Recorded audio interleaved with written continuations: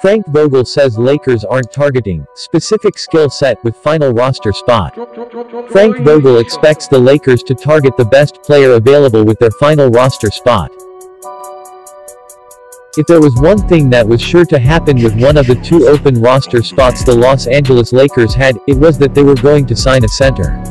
Now that they have done so, adding Andre Drummond, there's less certainty surrounding what they're going to do with their final opening. On Sunday, Jovan Buha and Jared Weiss of The Athletic reported that the Lakers were hoping to sign a 3-and-D player with their final roster spot, but Frank Vogel pushed back on the idea that the team had a particularly type of player in mind during his pregame media availability on Wednesday.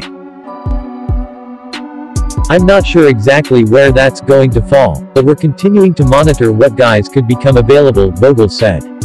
"I'm not really going to get into what specific team needs or positional needs we're directing that towards. It's really more about what players become available that have the most intrigue and that we feel like can help us the most, more than targeting a specific skill set or something like that." The truth is likely somewhere in between what was reported and what Vogel said. For example, if Otto Porter is bought out by the Orlando Magic before the playoff eligibility deadline on April 9, then he'd likely be the Lakers' #1 target because of their need for size and shooting on the wing. However, if the best player to become available is a player at a position they're already deep in, they'll likely explore that avenue too, as evinced by their pursuit of LaMarcus Aldridge after the trade deadline.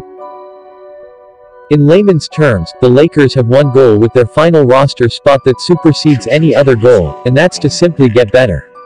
That may be setting the bar too high given the history of post-trade deadline acquisitions, but that doesn't mean they're not going to try and find another Markieff Morris, and by another Markieff Morris, I don't mean Markieff and Marcus's long-lost triplet Marco Morris. Someone else besides that. If you enjoyed this video and want to hear from me again, be sure to hit that subscribe button before you go.